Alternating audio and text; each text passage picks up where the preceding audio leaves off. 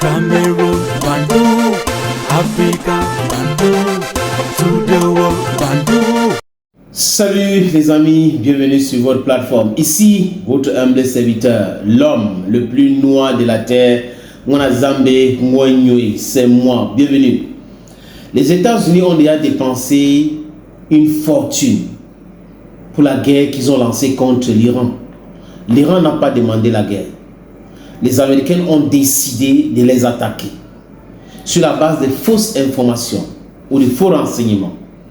Et aujourd'hui, les amis, tout le monde est d'accord sur la somme d'argent dépensée. Financial Times, New York Times, ce presse-là disent que les Américains ont dépensé plus de 30 milliards.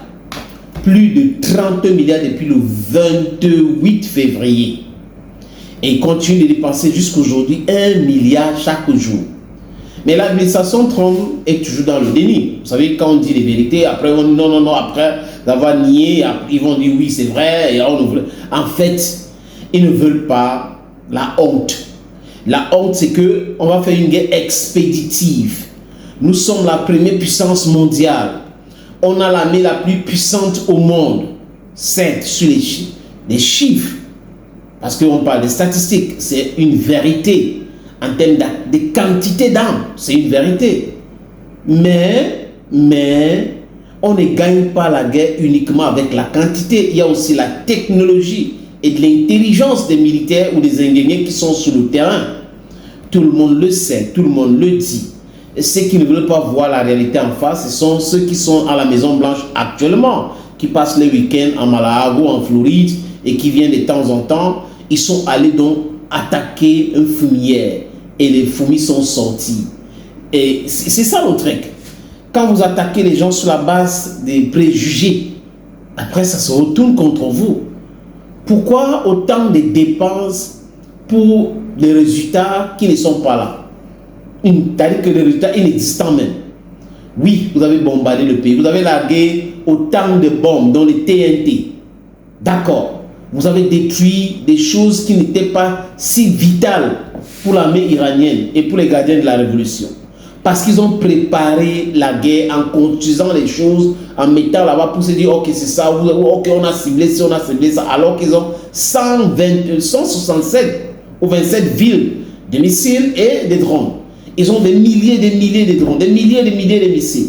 Et ils travaillent en étroite collaboration avec la Corée du Nord, avec la Chine, avec la Russie.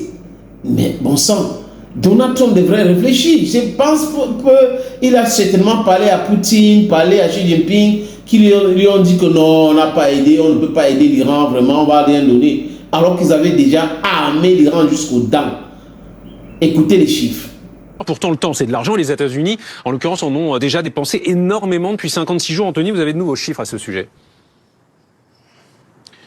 Oui, cette guerre est très coûteuse pour les États-Unis, selon les informations du New York Times. Cette guerre, depuis 8 semaines de guerre maintenant, aurait coûté aux États-Unis entre 28 et 35 milliards de dollars. C'est un coût énorme, gigantesque pour les États-Unis, chiffre pas confirmé par la Maison-Blanche, qui se refuse à toutes estimations.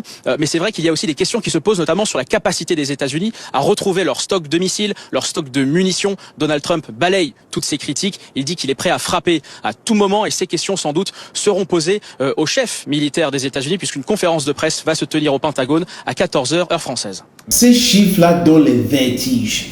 Imaginez ce que les Américains pouvaient réaliser avec autant de milliards de dollars. On n'est pas en train de parler de milliards de yuan, de roubles, de rand, de CFA. On parle de milliards de dollars chaque jour dépensés par les États-Unis d'Amérique. 1 milliard pour faire le blocus, qui ne réussit même pas. Donc, ils ne réussissent même pas leur blocus. Les Iraniens continuent de faire passer leurs navires, leurs pétroliers. Bon, vous voyez, c'est quelque chose qui était mal ficelé, mal réfléchi dans leur tête. On devrait tuer le guide suprême. C'est-à-dire qu'ils avaient préparé cela, comme ça. On tue le guide suprême, après c'est bon. Le pays va s'effondrer. Les gens à qui on a donné les armes vont entrer en action. Après c'est tout, on va prendre le contrôle de ce pays. Ça, c'était un film mal scénarisé, très mal scénarisé. Les Iraniens avaient travaillé le film et les critiques et le contre-film, le contre-scénario a bien marché. Donc bien déroulé cela. Monsieur Trump maintenant, ce qui lui reste c'est des pleurs. Hein. C'est tout ce qui lui reste, pas autre chose. Parce qu'il a trouvé des garçons, des vrais garçons. Et autre chose qu'il faut remarquer aujourd'hui, dans le monde entier, en Europe même, là où ces Polonais, Allemands, ces Français viennent pour occuper la terre palestinienne, les amis, parce qu'on parle de l'entité aujourd'hui. Même là-bas, les Caucasiens ne comprennent pas la stupidité de ces génocidaires. De ces génocidaires qui est le premier ministre de l'entité. Donc vous comprenez, Donald Trump aujourd'hui, avec le génocidaire, il ne s'entend plus parce que il a trompé. Et il a trompé, c'est un boubier aujourd'hui. C'est une situation vraiment difficile. Et il veut faire qu'il est en train de tout faire pour s'en sortir, pour quitter, vraiment pour arrêter avec la guerre parce que c'est en train de lui brûler d'abord l'argent, le temps et la réputation. Donc c'est le début de la chute de l'Empire américain avec cette guerre stupide contre l'Iran.